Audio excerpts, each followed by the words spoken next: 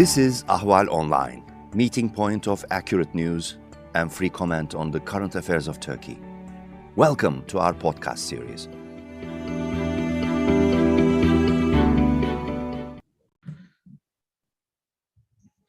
Hello, my name is Nicholas Morgan. I'm an editor at Ahval News, and this is Turkey Abroad. Joining me today again is Cevdet Acu. He is a Ph.D. candidate at the University of Exeter in the UK, and he's an expert on migration issues. Cevdet, welcome back to Turkey Abroad. Thank you for having me. I invited you to come back on because I wanted to talk to you about what happened this week in Altındağ, which is a suburb of Ankara, the Turkish capital, in which a large mob of people began attacking neighborhoods that had large populations of Syrian refugees and Syrian-owned businesses.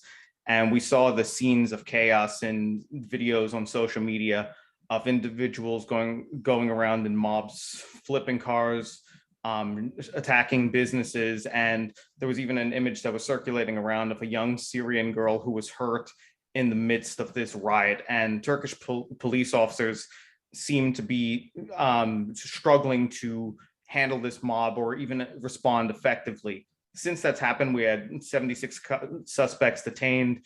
The authorities are saying that they arrested some of them based on previously known criminal records, as well as provocative social media posts about anti-refugee rhetoric in them in the lead up to this riot that we saw on the other day. So what I want to ask you is, what are your thoughts on what happened in Altındağ this week?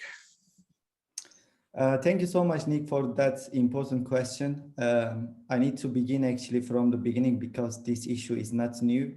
And as you know, Syrians, they live in Turkey since 2011 when the civil war started in Syria.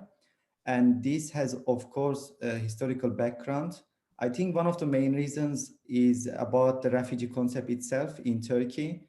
Since the beginning, 2011, when Syrians came to Turkey, Turkish government started to use, the guest concept for Syrians, even though they are practically refugees, because people who escape from the war, conflict, or natural disaster, they define as refugee based on international agreement, which one of the important agreement is 1951 Geneva Convention.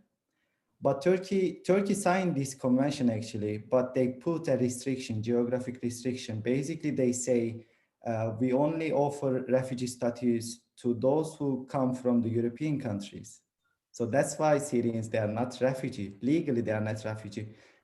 And then they start to use the concept of guest. And this is political claim, basically.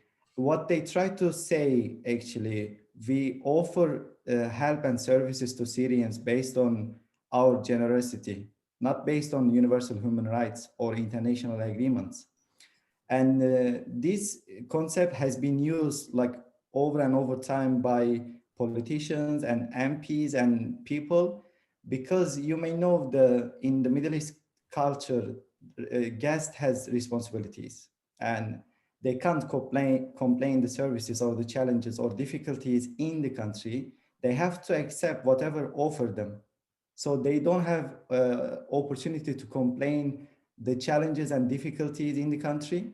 And also local residents, based on this concept, after a certain time, they start to use this concept, to say Syrians, they are guests in Turkey, and this is over, they have to go back to their homeland. And because they are guests, they are not refugee. Syrians, they are under temporary protection, by the way, but still because of this, the term, they are using over and over again, and then people start to complain, because of different reasons. What happened in Ankara, in Altındağ, this is again not new. This happened a couple of years ago in the same region, and they burned again Syrians' houses because of the conflict between the locals and Syrians. Again, there are two important reasons of the hate crime which goes on for a long time against refugees. I think one of another reason is media, mass media. They particularly portray refugees in negative way, and always they portray them like in bad way. Whenever there is a bad things happen, if it is related to Syrian refugees, they particularly use the nationality of the individual. They say Syrians did this, and they did this crime, and they particularly highlight that nationality.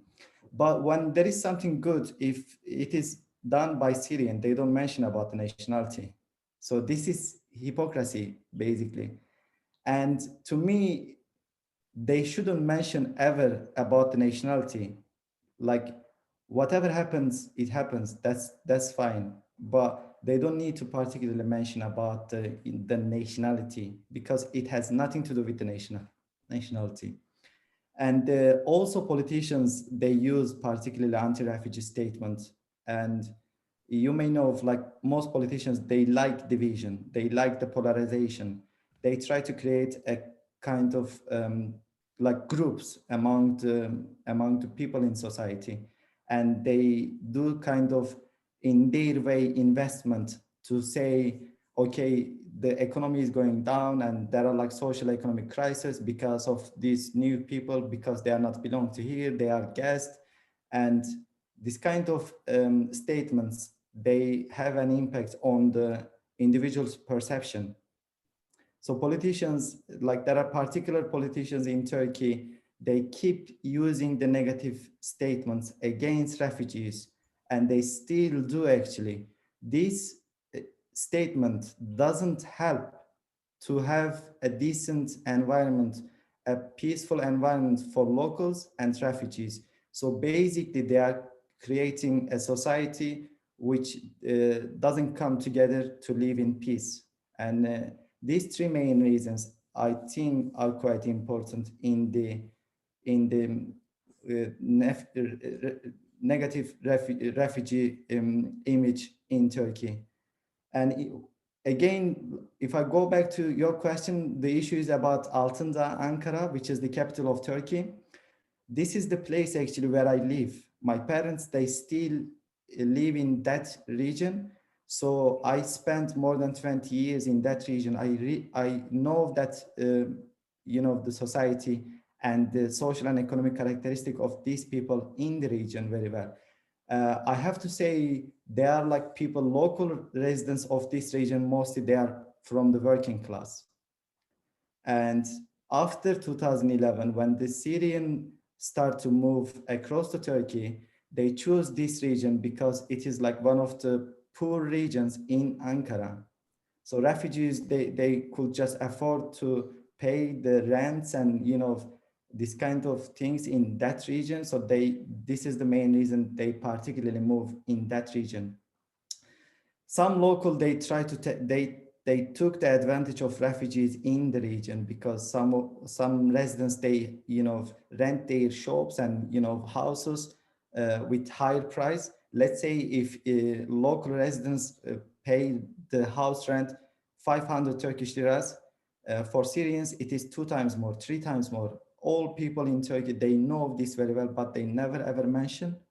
They don't mention about this injustice treatment against refugees, but what they talk always about the refugees, negative statements, like basically refugees take our jobs, refugees cause the crimes. This kind of negative statements goes on for a long time.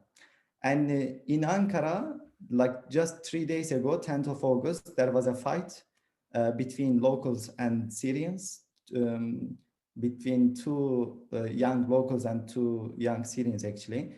And unfortunately, one of the Turkish young, his name was Emirhan Yalçın. He died because of the fight between locals and refugees 3 days ago. Following this incident, the person who killed Emirhan Yalçın was arrested. He is in prison now. So the investigation goes on. So everything is clear. We know, all people know that crime is personal. Like if you committed a crime, you are responsible for that. But people who take the advantage of division and polarization, politicians, media, they particularly use negative statements following this incident, and people start to come together 2 days ago in Ankara, in Altındağ, in that region, the region where most Syrians live in Ankara. Most of them, they have shops, houses in that region, and locals, they start to, use violence, physical violence against them. They throw stones to houses of Syrians. They burn the properties of Syrians. They burn the cars. And unfortunately, again, Turkish security forces failed to protect Syrians. Even though they knew actually it's gonna be big crisis because of this issue, because this hate crime, which goes on for a long time, and it happened again a couple of years ago in the same region. I still don't understand how the Turkish security forces failed to protect refugees, but you may see lots of images and videos, harassment against Syrian refugees in that region. Unfortunately, I know from my family, from my parents also, like the chaos which goes on, the tension goes on in the region. Many Syrian families, they left the region actually. So people who used to live there, people who used to shop there, people who have, business there, they don't have anymore. So they are destroying the society. They are destroying the unity in a society. This is bad, not just for Syrians. This is bad for all of us, because imagine if there is a people who are using physical violence against, any individual, no one will feel secure and safe in that region. These are criminals. If they use stones to Syrians today, they may use it tomorrow for other groups.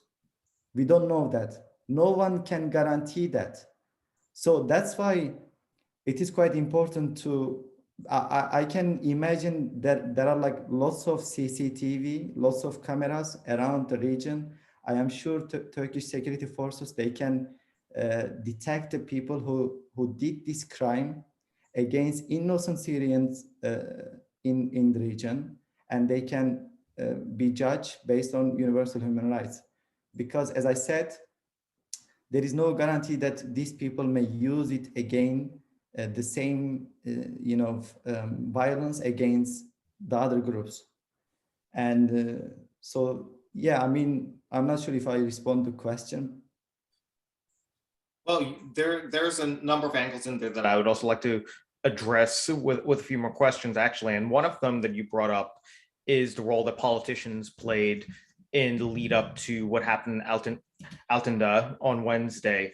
And I personally saw on social media there was videos of who were individuals who were identified as very nationalistic characters, and they were putting the blame on President Erdogan and his government for creating the situation in which Turkey has taken in 4 million Syrian refugees. And now, of course, we have the whole separate question now of the number of Afghan refugees who are coming into Turkey with the escalating violence in that country. But then on the other hand, we also have statements from individuals in the opposition, like the leader of the CHP, the main opposition party. And he essentially said that if elected in 2023, he will send every Syrian back home within 2 years, if I remember the quote correctly. And he's not the only one on the opposition who have made these kind of statements. And in the lead up to this, we also had some municipal officials associated with the opposition propose a number of what are called racist and xenophobic laws in their districts, where, for example, one of them, I think it was the mayor of Bulu, who suggested that they should, if they're going to have foreigners in their city, then they should be paying more than locals for utilities. And this focus on the Syrian refugees right now from the opposition, it does lend the idea that it's being used, as you said, as a dividing issue to really stir up voters and rock the boat right now ahead of what's going to be a pivotal election in 2023. So what do you think about all this? What do you think that it is the opposition who's amplifying this further, or do you think it's it's something related to like a failure on the part of the Erdogan government to properly address this? Please give me your take on this. I think all politicians have responsibility about the hate crime which goes on about against the refugees in Turkey, not just from the central right, from the government or from the central left in Turkey. All politicians in somehow they have the responsibility, because these people, they govern the country. Like, I mean, yes, the current government has responsibility, particularly about the definition of the refugees since the beginning of crisis.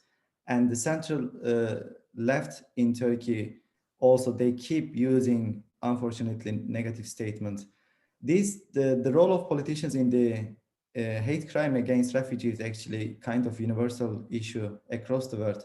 So not just in Turkey, you may know in Europe, many European countries also, they have similar issues they discuss for a long time, particularly following the Syrian refugee crisis 2011. Many European countries, they immediately say, we don't want any refugees. This doesn't make any sense, because these countries, they signed the Geneva Convention, and it means that they have responsibility actually. This is not about the choice. You can't say, I don't want any refugees, because you already signed the international agreement and you said, okay, I follow the principles of this agreement and I have responsibility. But unfortunately, you may know, like many European countries, Hungary, Austria, they clearly, Denmark, they clearly state that they are against the new refugees in their homeland. And this issue is similar in the UK as well, where I am doing my PhD. Like the current government, Conservative Party, and particularly Home Secretary, always they use the negative statement against refugees.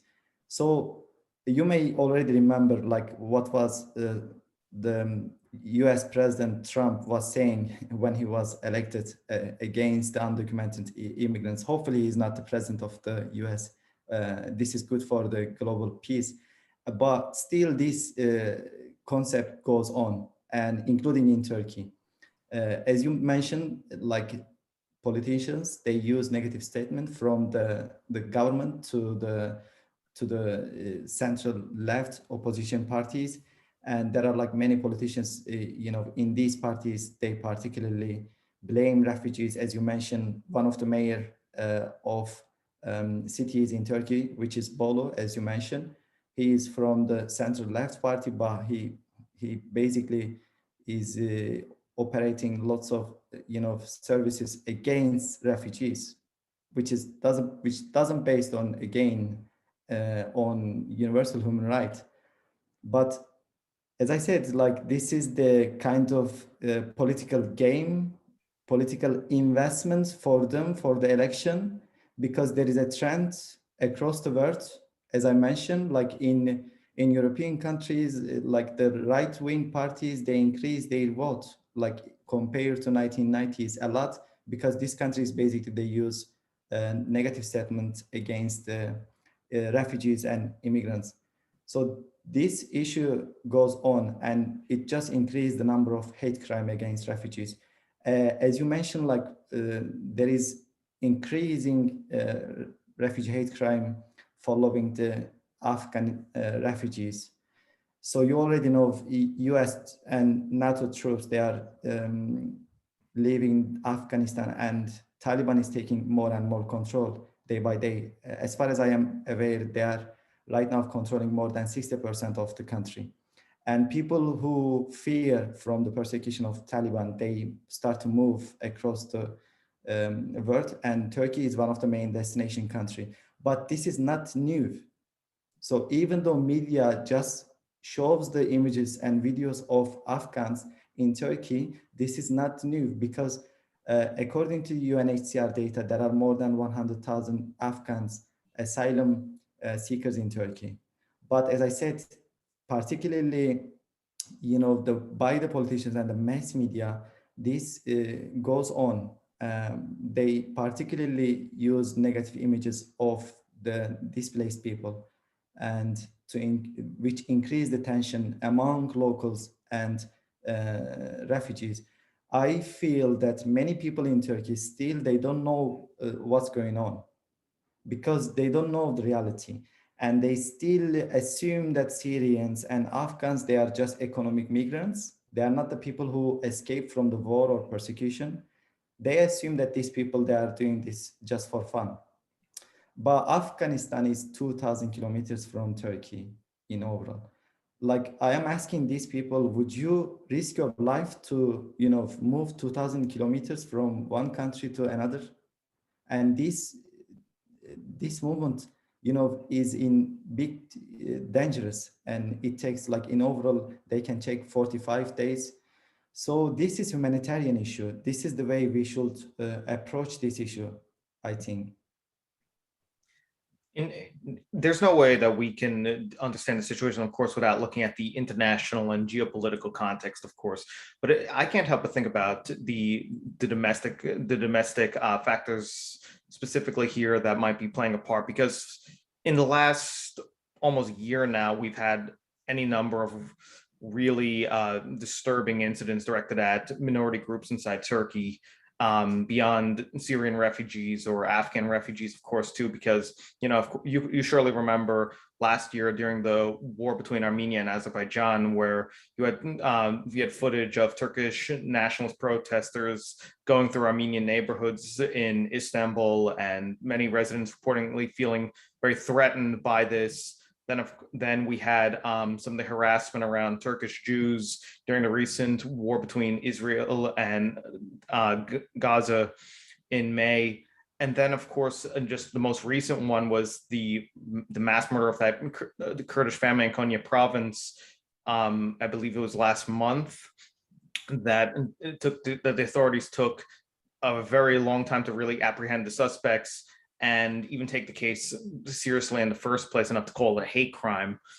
And now we're at this point where all this, what I think is fair to say, ethnic tension just left, it's boiling up. And then the accountability for what can be considered hate crimes, whether it's against Armenians, whether it's against Kurds, whether it's against Syrians or Afghans, it's just reached this boiling point.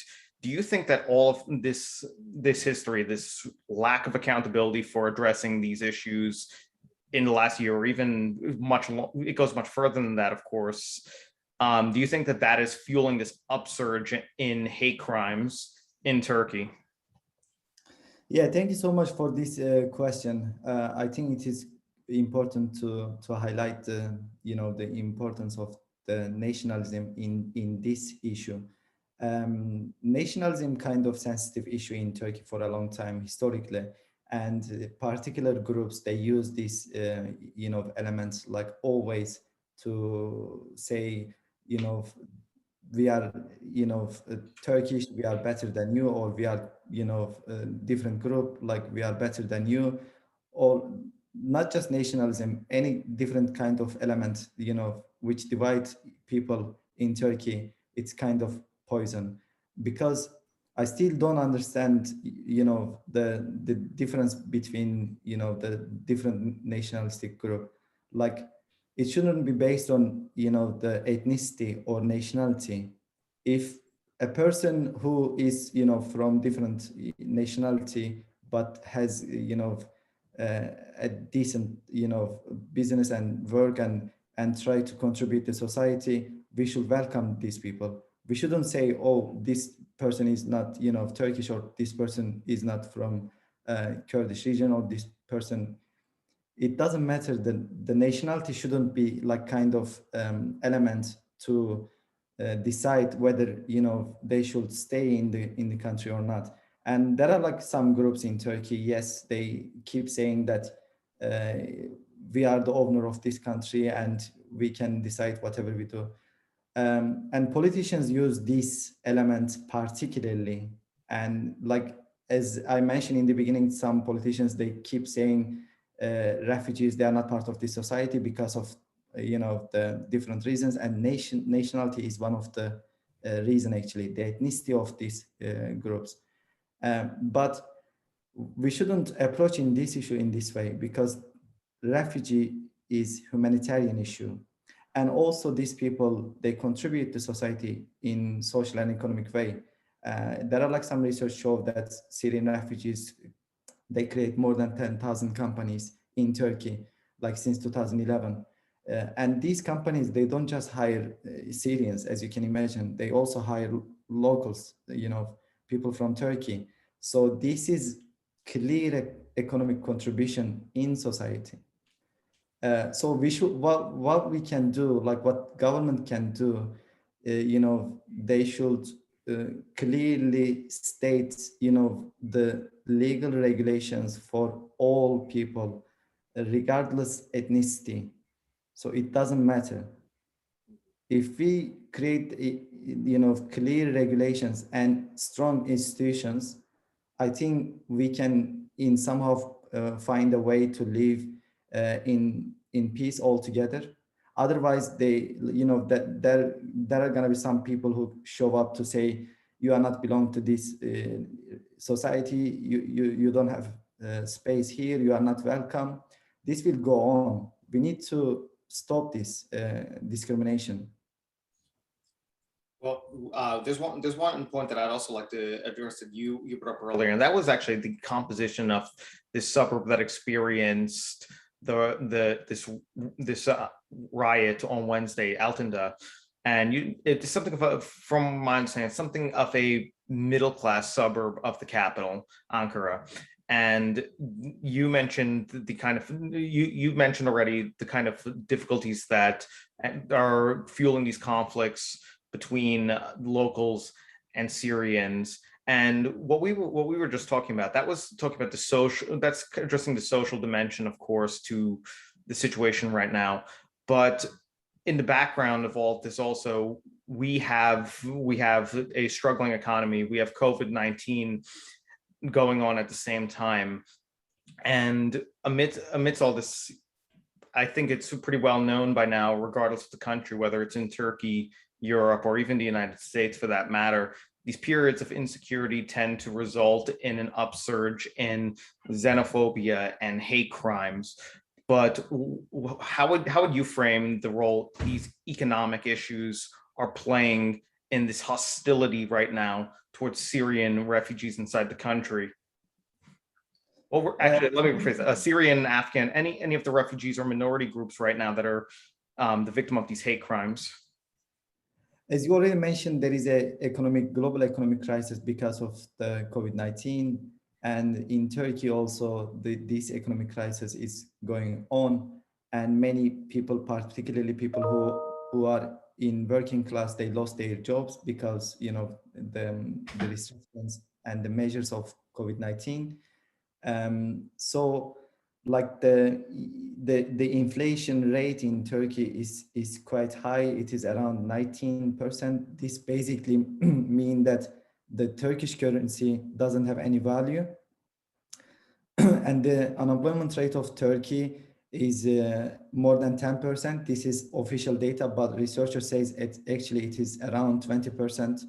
So like these all elements, they also increase the tension between locals and refugees, because like particularly people who are in working class, they try to find the reason that why there is big economic crisis and why, for example, they don't have any job, and what they believe that they don't have any job or there is a big economic crisis because of refugees, because they are new and they came to the country and they took the job, and this is their belief. Actually, research, there are several researchers in Turkey based on the impact of refugees in the labor market, and it shows basically there is no negative impact on local employment and unemployment rate.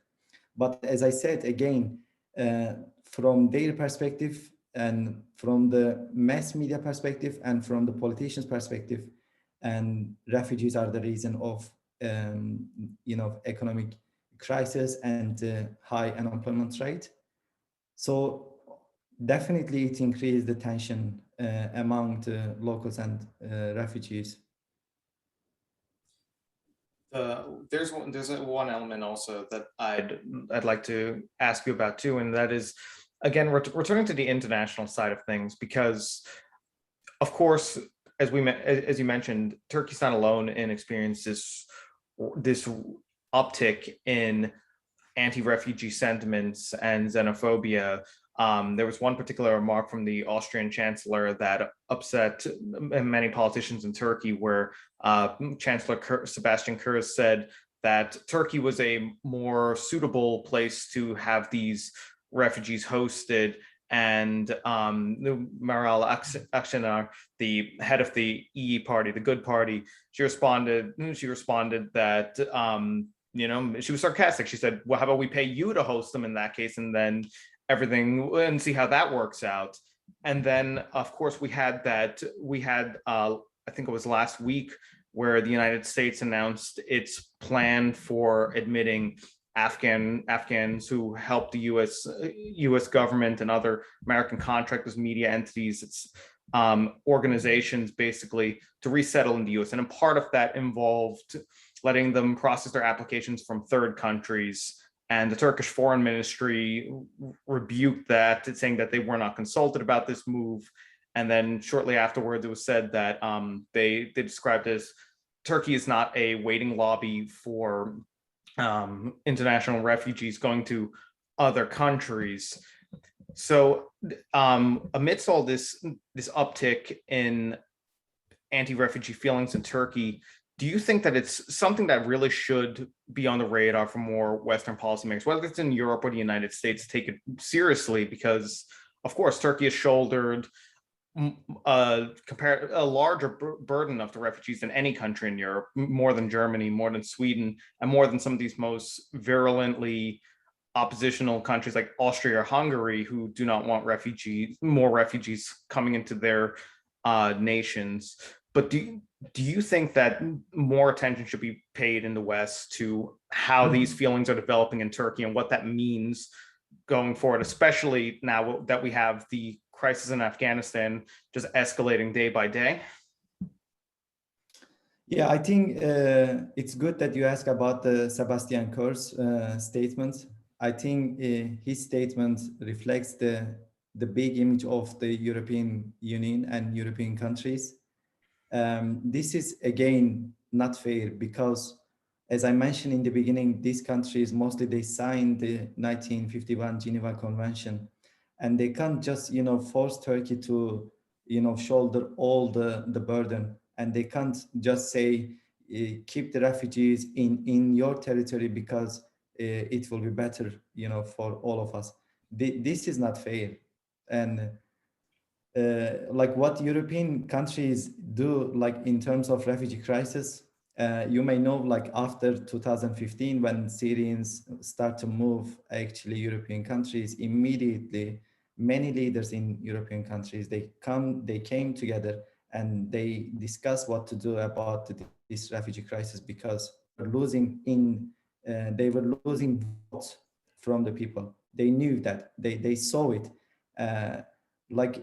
and what they did, they arranged some deals with the countries who, like countries that have big number of refugees, such as Jordan, Lebanon, and Turkey. What they did, they said, basically, European countries said, keep the refugees in your territory and we will pay you. So again, like this policy is totally wrong. I definitely disagree with this policy. Why? Because after a certain time, countries have big number of refugees. They will use refugees for their political gain and for their political game. This is really dangerous, really dangerous. And also, it is not fair to say these countries, just keep all of them in your territory.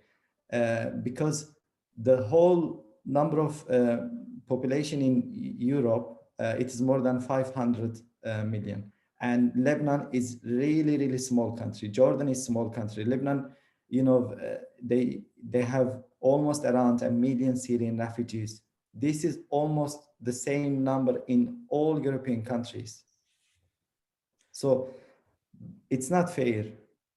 They have to remember their responsibility because they signed this convention. They can't force these neighboring countries to say, keep the refugees there. And so that's why collective responsibility, this is the way I define collective responsibility, is needed to find a solution about the refugee crisis. Otherwise, we will talk about over and over again why there is a big tension in these countries, why the hate crime goes on in Turkey or somewhere else. So that's why collective responsibility is quite important. It also, to me, seems almost short-sighted on the part of some of the policymakers there too, because we know that by signing that refugee deal between the Europeans in this case and Turkey, it also gave way to complaints later on that Turkey was using this issue to blackmail concessions out of the European Union. President Erdogan has threatened a number of times to, quote unquote, open the gates to Europe and let refugees go on their way onto the continent. But amidst everything right now, between the deteriorating economy, a major election coming up in 2 years, and this weaponization of the refugee issue inside of Turkey, it does seem to me that the risk is still there that at some point Turkey won't be able to continue maintaining all these refugees, and that whether they like it or not, it could mean more flows of people from Turkey into Europe, because the other factors, the instability going on in Turkey itself, is just going to almost push them in that direction. Yeah, definitely, I agree. As long as European Union and European countries continue in the same way, in the same strategy against refugee crisis, these problems that you mentioned will go on. And that's why it is important to highlight, I think, again, that, the European countries, they have the responsibility, based on the international agreements. They can't just say, these countries, they should just go on the way that they are going so far. Mm-hmm. Because as I mentioned, like the hate crime which goes on in these countries is also related to European countries' refugee policy. So it's not only the issues in these countries, it's also related, because this is universal issue. Mm-hmm. The last thing I want to bring up is, amidst this problem, amidst the fact that over the horizon we could see realistically another refugee crisis originating from Afghanistan, and that will begin in Turkey as more and more head towards Turkey, whether to seek it for a safe harbor or use it as a way to, if they have the means, to get to Europe or the United States. Amidst all of that, of course, we have the boiling tensions inside Turkey itself. But what do you think what do you think would constitute solutions to this crisis? What can the authorities and policymakers in Turkey do to tone this heat down and do more to both calm society down and also meet their international obligations to protect these refugees fleeing, in this case, from whether it's Afghanistan or Syria?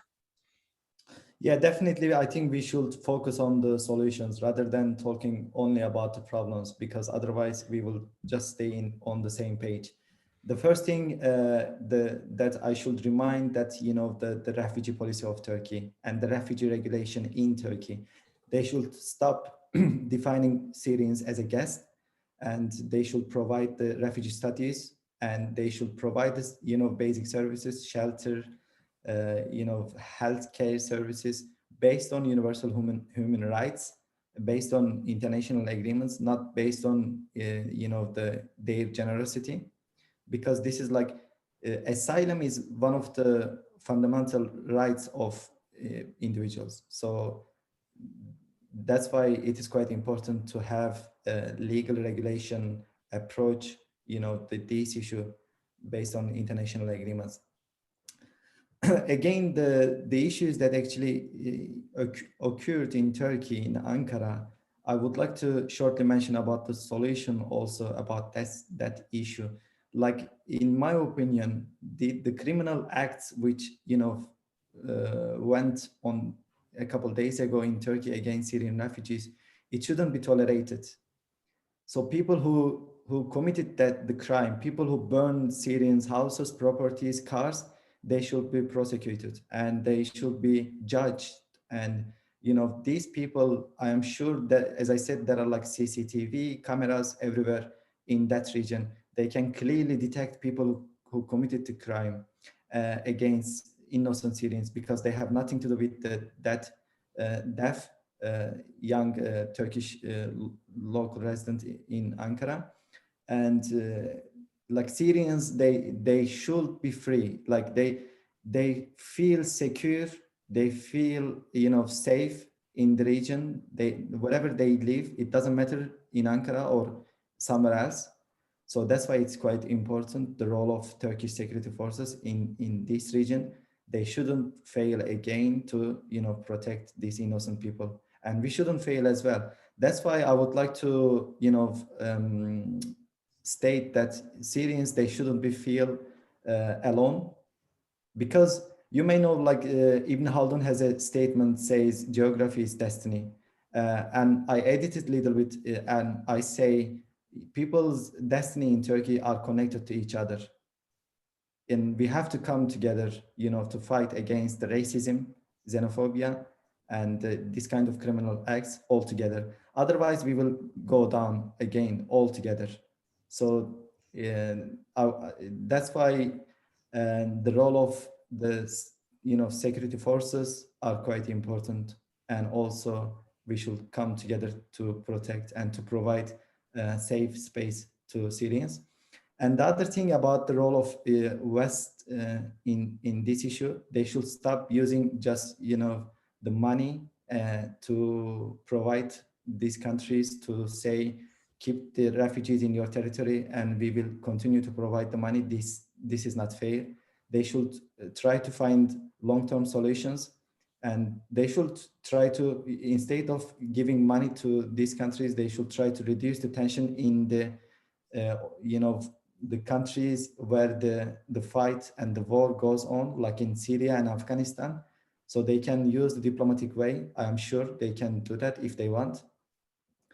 And so, yeah, I mean, so these all, they have to be, conducted in somehow. Otherwise, we will keep talking about the same issue over and over again in Turkey. But we have like more important issues in Turkey, actually, particularly the economic issue. Economic crisis goes on for a long time, even before the COVID-19. As I said, the inflation rate ratio right now is like around 90%. Basically, Turkish currency doesn't have any value. So we need to ask, the people who govern the country, why we have a high ratio of inflation rate, why we have the high ratio of unemployment rate, why the gap between rich and poor class is high in Turkey, why many people are under poverty line. So we need to ask all these, why questions, instead of just, talking about the right of refugees in Turkey. We should just, already be clear about this issue. They are, displaced people. It is a humanitarian issue. They have, universal human rights as any individual in Turkey. Point. It is clear. Cevdet, thank you very much for taking the time to join me here today on Turkey Abroad.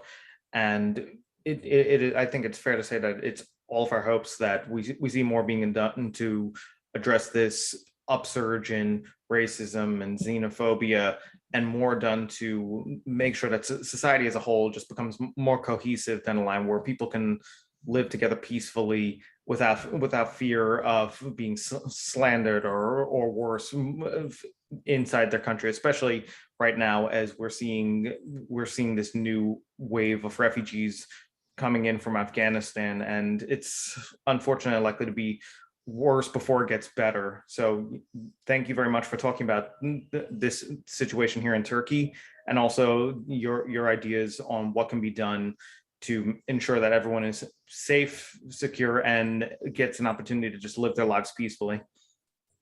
Thank you so much for having me. It is great to discuss this important issue, to raise awareness against the refugee hate crime. Pleasure's mine to always have you on this show. Thank you very much. My name is Nicholas Morgan, and this is Turkey Abroad.